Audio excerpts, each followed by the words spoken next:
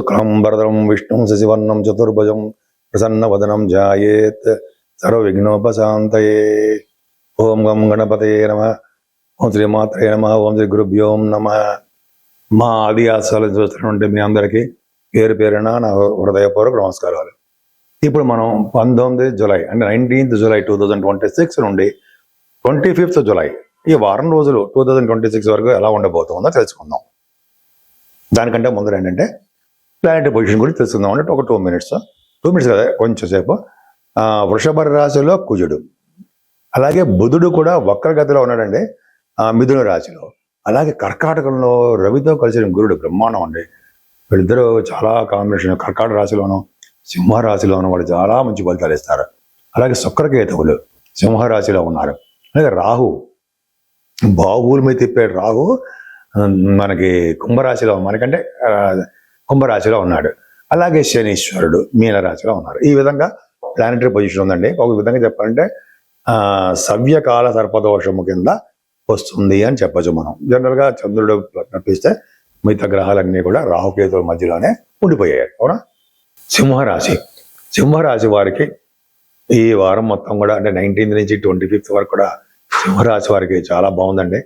ముఖ్యంగా మీకు 12వ భావం రవిగులు కాపాడుతుంటారు. ద్వితీయ భావాన్ని శని చూడడం వలన రావాల్సిన సంపదలు లేట్ అయిపోతూ ఉండము. శుక్రకేతువులు మీ రాశిలో ఉండడం వలన ఏదో చికాగ్గా కోపంగా భయపడుతూ ఏదో పోగొట్టుకున్న వారిలో ఉంటారు. కానీ అక్కడ కాంబినేషన్ ఏంటంటే కుజుడు దృష్టి చుక్కుడుకు ఉంది కాబట్టి భాగ్య రాజ్యాధిపతులు చూసుకుంటారు కాబట్టి అదృష్టం పట్టుకుంటుంది. మీకు అదృష్టవంతంగా తయారైపోతారు.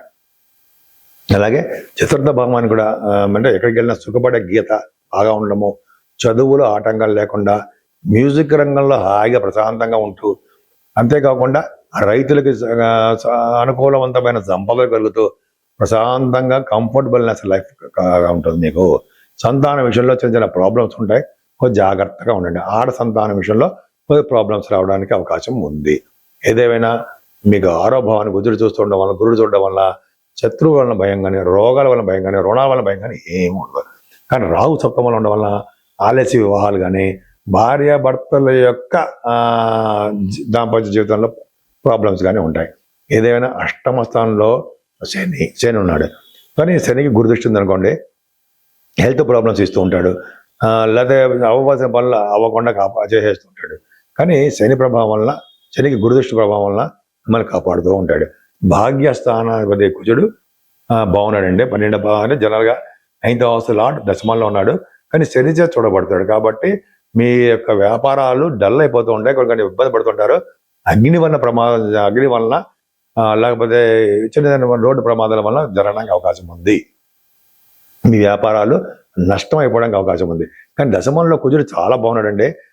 దశమ స్థానంలో కుజుడికి గురుదృష్టి, శని దృష్టి ఉంది. వల్ల ఏమవుతుంది అంటే మీకు దగ్గరకు వచ్చిన ఉద్యోగాలు రావు. లేకపోతే సాఫ్ట్వేర్ రంగ ఉద్యోగస్తులు కానీ, గవర్నమెంట్ సంబంధించిన ఉద్యోగాల్లో ఉన్న వారికి శని ప్రభావం కూడా ఉంది కాబట్టి ఆలస్యం అయిపోతూ ఉంటాయి. ప్రమోషన్స్ తక్కువగా వస్తూ ఉంటాయి. కొద్దిగా చికాకులు కోపంగా ఉండడము, అదే బైబాసులు మీ మీద కొద్దిగా ఇబ్బందికరంగా కొద్దిగా ఇబ్బందికర వాతావరణం ఉండడానికి అవకాశం మాత్రం ఉంది. కానీ విద్యాధిపతి, లాభాధిపతి 11వ భావంలో బుధుడు ఉన్నాడండి. ధన సంపాదన విషయంలోనూ, వ్యాపారాల విషయంలోనూ ఇబ్బంది పడాల్సిన అవసరం లేదు. కానీ మీకు 12వ భావంలో ఉన్నటువంటి రవిగురుల వలన మీకు రవి 12వ భావం ఉండిపోకూడదు కదా. అనారోగ్య సమస్యలు, ఆటంకాలు, ధనం ఎక్కువ ఖర్చు పెట్టేయడాలు. గురుడు కూడా ఉన్నాడు కాబట్టి ధనం ఎక్కువ ఖర్చు పెడుతూ ఉంటారు. విదేశాలు పర్యటన చేస్తుంటారు. అలాగే దైవ దర్శనాలు, దేవుడి వల్ల లాభాలు, అలాగే ఎంత ఖర్చు పెట్టినా అంత మళ్ళీ డబ్బులు రావడాలు ఇవన్నీ మీకు జరుగుతూ ఉంటాయి. నేను మీ వాడ్రేవ్ ఆదినారాయణరావు, డాక్టర్ వాడ్రేవ్ ఆదినారాయణరావు. మీ జాతకాలు చూపించుకోవాలనుకుంటే ప్రతిసారి చెప్పినట్టుగానే మీ date of birth, time of birth, place of birth ముఖ్యంగా ఉండాలండి. ఎందుకంటే చాలా మంది ఫోన్ చేస్తున్నారు ఏంటంటే వాళ్ళకి ఉద్యోగాలు లేవనో, విదేశాల్లో ఉంటూ వాళ్ళకి వీసా లేదనో, వీసా లేకపోతే ఉద్యోగం కూడా పైసా రాదుట. అంటే ఉద్యోగం ఉండమని, అక్కడ ఆ కంట్రీలో ఉండడానికి అవకాశాలు లేవని కొంతమంది నాకు ఫోన్ చేస్తుంటారు. వాళ్ళు పర్టికులర్ డేట్స్లో వస్తూ ఉంటాయని చెప్తాను. నిజంగా జరుగుతూనే ఉంటాయనుకోండి, అది వేరే విషయము. అలాగే మీ ఉద్యోగంలో, మీ జాతకంలో కరెక్ట్గా ఏం కావాలి అనేది కూడా ప్రస్ఫుటంగా కనిపిస్తుంది. ఆల్మోస్ట్ 1/2 hour వరకు క్లియర్గా అన్ని మొత్తం జాతకం కూలంకుషంగా మీరు అడగనివి అన్ని పాయింట్లు ఉంటాయి మేము సాటిస్ఫై చేస్తుంటాం జాతకంలో. అది పర్ఫెక్ట్. చాలా మంది అడగని చెప్తారు. సరే అది పక్క పెడితే మీకు వాస్తురీత్యా కూడా కొన్ని ప్రాబ్లమ్స్ సందేహాలు ఉంటాయి. అంటే నా పేరు ఇది పలానా, నేను ఏ దిక్కున నివసిస్తే అంటే ఉంటే ఆ ఇంట్లో కలిసి వస్తుంది అని మనం అనుకుంటాం కదండి. నేను కూడా అనుకుంటూ ఉంటాను.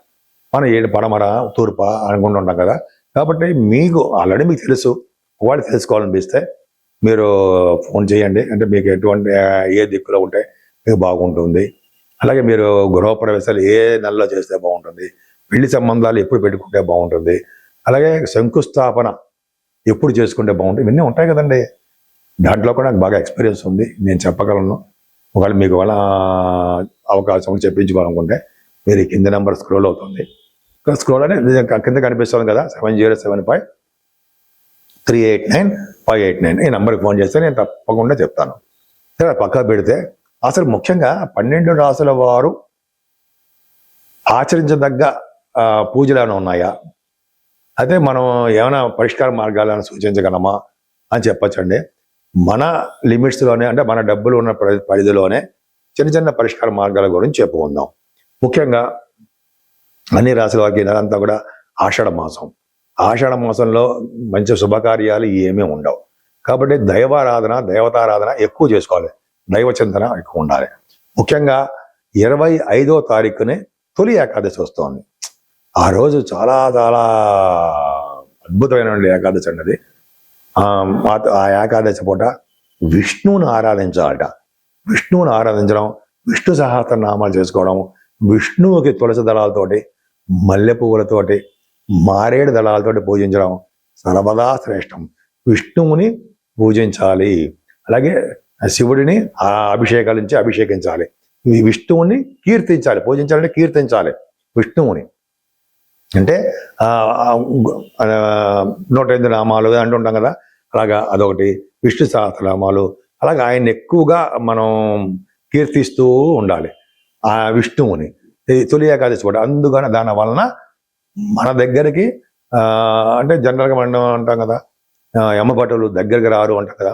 యమభటులు దగ్గరకు రారు. ఎవరైతే తొలి ఏకాదశి పూట ఉపవాసం ఉంటారంటే దశమ పూట భోజనం చేసి, దశమ పూట నుంచి ఈవినింగ్ నుంచి ఉండి అంటే భోజనం చేయకుండా సాత్వికంగా ఆహారం తీసుకొని టిఫిన్ చేసి తర్వాత ఏకాదశి పూట ఉపవాసం ఉండి ద్వాదశి గడియల్లోనే దాన్ని పారణం చేస్తారో వాళ్ళకి ఏకాదశి వ్రతం ఫలం దక్కుతుంది.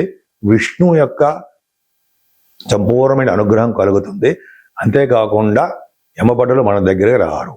అంతేకాకుండా ఈ ఏకాదశి పూట శివుడి ఆరాధన చేయాలి. శివాభిషేకాలు బ్రహ్మాండంగా చేసుకోవాలి. శివుడికి మారేడు దళాలతోటి, మల్లె పువ్వులతోటి చేయడము, అభిషేకాలు మనకు తెలుసు కదా, అభిషేకాలు చేసుకోవడం అనేది. చేసుకున్న తర్వాత అలంకరించడం, ఆయనకి స్వామిని కూడా శివుడిని కూడా మల్లె పువ్వులతోటి అలాగే మారేడు దళాలతో పూజించడం వలన సకల శుభాలు కలుగుతాయి. మారేడు దళాలతో పూజించడం వలన ఐశ్వర్య ప్రాప్తి కలుగుతుంది. మల్లె పువ్వులతో పూజించడం వలన భార్యాభర్తల యొక్క అనురాగ దాంపత్య జీవితము, లేటుగా మ్యారేజ్ అయిన వాళ్ళు, అలా వివాహం కాని వాళ్ళందరూ కూడా వివాహం అవ్వడం కూడా మల్లెపూలతో, శివుడిని మల్లెపూలతో పూజించిన వారికి భార్యాభర్తల యొక్క బంధం గట్టిపడుతుంది అని తెలుస్తుంది, శాస్త్రం చెప్తోంది. ఇదొకటి చేయాలంటే ఈ రెండూ కాకుండా అమ్మవారి పూజలో ఎట్టి పరిస్థితులను వదలకూడదు. సాధ్యమైనంత వరకు అభిషేకాలు చేసుకుంటూ, అలాగే అమ్మవారి చండీ హోమాలు చేసుకుంటూ, కుంకుమ పూజలు చేసుకుంటూ ఉండడం వలన 12 రాశుల వాళ్ళకి నవగ్రహాల వల్ల 9 గ్రహాల వల్ల వచ్చే దోషాలు చాలా మందికి పరిహారమై అన్ని శుభాలు కలగడానికి అవకాశాలు ఎక్కువ ఉన్నాయి.